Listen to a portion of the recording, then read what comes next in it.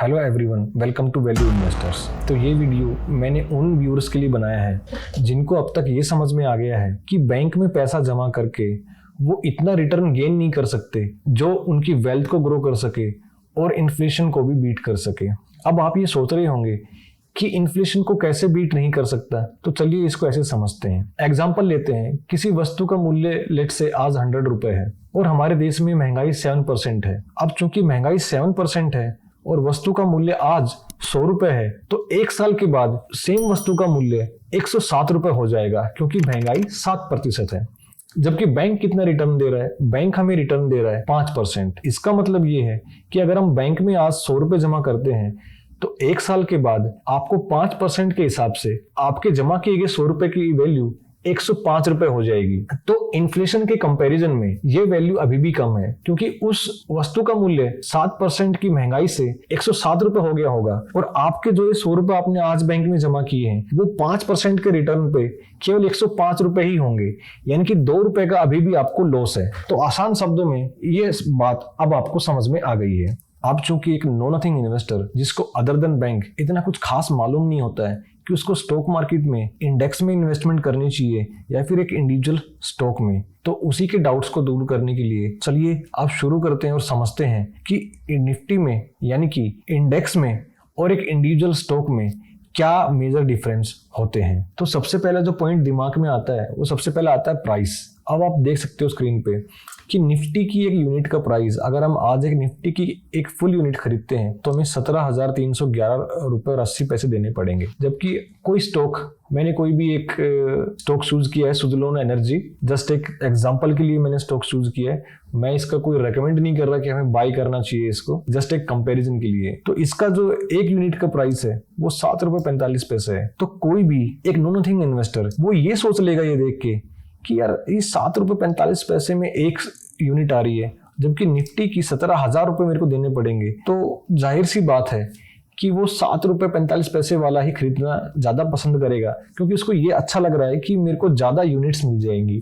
जबकि ऐसा नहीं है। अब ऐसा क्यों नहीं है, तो इसको हम ऐसे देखते हैं। हम निफ्टी 50 के मैक्सिमम परफॉर्मेंस चेक करते हैं। तो आप देख रहे हैं कि जब कभी निफ्टी स्टार्ट हुआ तो उस समय एक यूनिट का प्राइस 890 रुपए 80 पैसे था, जो कि आज 17,311 हो गया है, यानी कि 1843% की ग्रोथ आई है तब से लेके अब तक। और इसके उलट अगर हम सुज़लोन के प्राइस को देखते हैं तो ये जब स्टार्ट हुआ जब ये 123 रुपए का था और आज इसका प्राइस 7.45 रुपए है। तो पिक्चर एकदम उलट हो गई है। प्राइस को देख के हम ये सोच रहे थे कि यूनिट ज्यादा मिलेगी, लेकिन जब हमने इसको एनालाइज किया तो पता लगा कि ये तो सिर्फ एक लूजर है। लूजर का मतलब इस स्टॉक में जिस किसी ने भी पैसा लगाया होगा उसको सिवाय लॉस के और कुछ नहीं हुआ होगा, उसकी वेल्थ डिस्ट्रॉय हो चुकी है। अब आप खुद ही देख सकते हैं कि स्टार्टिंग से लेके अब तक जिस किसी भी इन्वेस्टर ने इस स्टॉक में पैसा लगाया है उसकी इन्वेस्टमेंट 94% के करीब डाउन है। किसी ने 100 रुपए लगाए थे उस इस स्टॉक में अगर उस समय, तो आज उस 100 रुपए की वैल्यू 6 रुपए के आसपास है बस, और वही स्टॉक का प्राइस चल रहा है। अब दूसरा पॉइंट हम जो डिस्कस कर रहे हैं वो है स्टॉक की वोलेटिलिटी और इंडेक्स की वोलेटिलिटी। अब देखिए, अगर हम एक महीने के चार्ट पैटर्न पे डिस्कस करें दोनों ही ऑप्शंस को, तो आप देखोगे कि सुज़लोन एनर्जी जो कि एक इंडिविजुअल स्टॉक है उस स्टॉक में 8% की गिरावट है पिछले एक महीने में, जबकि निफ्टी में कितनी है? केवल 1.76%। तो इससे हमें क्या समझ में आया है? इससे हमें यही समझ में आया है कि स्टॉक्स इंडेक्स के मुकाबले बहुत ही ज्यादा वोलेटाइल होते हैं। यानी कि जो लोग स्टॉक्स के इतनी ज्यादा अप एंड डाउन को, यानी कि वोलेटिलिटी को बर्दाश्त नहीं कर सकते, तो उनको तो इंडिविजुअल स्टॉक को बाय करने से बचना ही चाहिए। अब नेक्स्ट पॉइंट हम डिस्कस करते हैं रिटर्न्स की। अब आप देख सकते हैं कि इंडेक्स के रिटर्न अगर हम एक दिन के लेवल पे देखें तो इंडेक्स में रिटर्न जो आज गेन है वो सिर्फ 0.73% का है, जबकि सुज़लोन एनर्जी जो कि एक इंडिविजुअल स्टॉक है उसमें अगर एक दिन का रिटर्न देखें तो वो 11% है। तो कोई भी नो नथिंग इन्वेस्टर ये डाटा देख के ये समझ लेगा कि individual stock is far better than index, परंतु ऐसा नहीं है। क्योंकि किसी भी इंस्ट्रूमेंट में या कहीं पे भी अगर आपको ज्यादा रिटर्न मिल रहे हैं तो इसका मतलब ये है कि वहां पे रिस्क भी बहुत ज्यादा है। इसका मैं एक जनरल एग्जांपल लेके बताता हूँ। जब कभी भी आप देखते हो कि कोई भी व्हीकल, लेट्स से ट्रक जो कि फ्रूट से भरा हुआ है, तो जब भी उसको अपनी डेस्टिनेशन पे जाना होता है तो उसको एक टारगेट दिया जाता है कि आप इतने घंटे में गाड़ी वहां पहुंचाइए तो आपको इतने रुपए एक्स्ट्रा मिलेंगे, यानी कि इतना रिटर्न आपको और ज्यादा मिलेगा। तो इसका मतलब क्या है कि जहां पे भी रिटर्न ज्यादा है वहां पे रिस्क ज्यादा क्या है, और इस केस में रिस्क क्या है कि ट्रक अगर अपनी जो नियत स्पीड है उससे अगर ज्यादा चलाया जाएगा तो एक्सीडेंट होने के चांसेस भी बहुत ज्यादा रहेंगे। तो सेम वे स्टॉक मार्केट में अगर आप बहुत ही ज्यादा वोलेटाइल स्टॉक में जाते हो तो वहां पे आप उसकी वोलेटिलिटी को झेलने के लिए भी रेडी होनी चाहिए, otherwise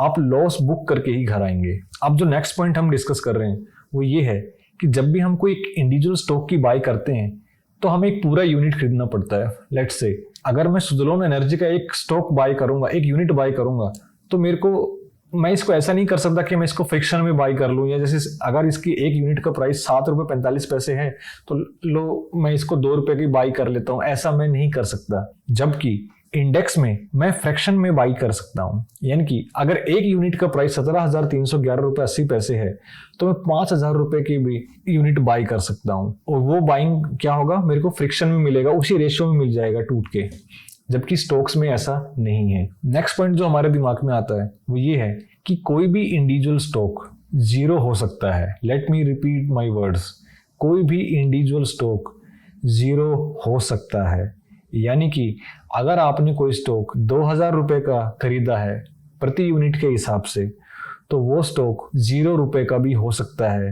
it all depends on the performance of the company. लेकिन इंडेक्स कभी भी 0 नहीं हो सकता। तो सबसे बड़ा अब आपको दिमाग में आराम क्या आया होगा कि इंडेक्स ही एक बेटर चॉइस है, क्योंकि अगर हम किसी इन्वेस्टमेंट पर्पस से कोई इन्वेस्टमेंट कर रहे हैं और जहां पे हमारा पैसा ही 0 हो जाए तो उस इन्वेस्टमेंट की तरफ जाने का कोई लॉजिक ही नहीं बनता है। तो नो डाउट कि index is a better option for investment. इसके अलावा एक और पॉइंट है जो मैं इसमें ऐड ऑन करना चाहूंगा कि जब भी आप कोई इंडिविजुअल स्टॉक बाय करते हो तो आपको लगातार उस कंपनी के बारे में अपने आप को अपडेट रखना पड़ेगा। फॉर एग्जांपल मैं सुज़लोन का ही केस ले लेता हूं। जब इस कंपनी ने शुरुआत की, कभी इसका आईपीओ आया होगा 2005 में, 21 अक्टूबर का दिखा रहा है ये लिस्ट हुआ होगा, तो 123 रुपए पे ये लिस्ट हुआ था। उसके बाद कंपनी ऊपर भी गई जो कि 337 रुपए तक कंपनी गई, अप गई।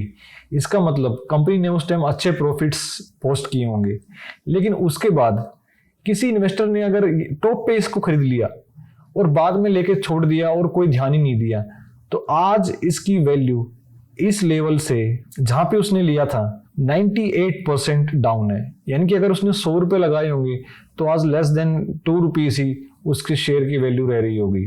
तो इससे समझ में क्या आता है कि जब भी आप कोई इंडिविजुअल स्टॉक बाय करते हो तो आपको उस स्टॉक की परफॉर्मेंस, उस कंपनी की परफॉर्मेंस पे बहुत ही ज्यादा नजर रखनी पड़ती है। आपको अपने आप को अपडेट रखना पड़ता है। लेकिन इंडेक्स के केस में ऐसा नहीं है, वो सारा काम फंड मैनेजर करते हैं। अगर कोई भी स्टॉक उस इंडेक्स में ठीक से परफॉर्म नहीं कर रहा होगा तो फंड मैनेजर उसको उस स्टॉक की बास्केट से निकाल के किसी अच्छे स्टॉक से रिप्लेस कर देते हैं। और यही रीजन है कि इंडेक्स कभी 0 नहीं हो सकता, वेयरएज एक स्टॉक कभी भी 0 हो सकता है। तो जब कभी हम इन्वेस्टमेंट करते हैं तो हमें किसी की सुनी सुनाई बातों पे यकीन नहीं करना चाहिए। हमें सबसे पहले कोशिश करनी चाहिए कि हम ये चीज़ सीखें कि स्टॉक में इन्वेस्ट करने से पहले हमें क्या क्या बातें पता होनी चाहिए, और एक इंडेक्स में इन्वेस्ट करने से पहले हमें क्या क्या बातें पता होनी चाहिए। हमें दोनों के प्रोस और कॉन्स दोनों को ध्यान में रखकर इन्वेस्टमेंट डिसीजन लेना चाहिए। अब मेरी ये अपनी एक ओपिनियन है कि जो लोग ऑफिस में काम करते हैं, जो इतना ध्यान नहीं दे पाते या खुद को अपने आप को टाइमली इतना अपडेट नहीं कर पाते, तो उनके लिए सबसे बेटर ऑप्शन है कि वो इंडेक्स में ही इन्वेस्ट करें म्यूचुअल फंड के थ्रू। वो अपनी एक मंथली सिप बना सकते हैं किसी भी अमाउंट की, 500, 1000, 2000, 10,000, 5,000, उसको वो नियत रूप से किसी एक डेट पर एक किस्त के रूप में अपने उस पर्टिकुलर इंडेक्स में इन्वेस्ट करते रहें। और आप देखिए लॉन्ग रन में यही आज जो की गई इन्वेस्टमेंट है वो इन्फ्लेशन को बीट करके बहुत अच्छा वेल्थ आपका ग्रो कर सकती है। तो मैं आशा करता हूं कि जो बातें अभी मैंने आपको बताई हैं वो आपको अच्छे से समझ में आ गई होंगी। अगर फिर भी आपके मन में कोई डाउट है तो प्लीज कमेंट कर दीजिएगा। मैं पूरी कोशिश करूंगा आपके कमेंट का रिप्लाई करने का। वीडियो अगर पसंद आया हो तो इसको लाइक और शेयर कर दीजिए और चैनल को सब्सक्राइब कर लीजिए, ताकि जैसे ही कोई नया वीडियो अपलोड हो तो सबसे पहले नोटिफिकेशन आपके पास पहुंच जाए। इसी के साथ मिलते हैं नेक्स्ट वीडियो में।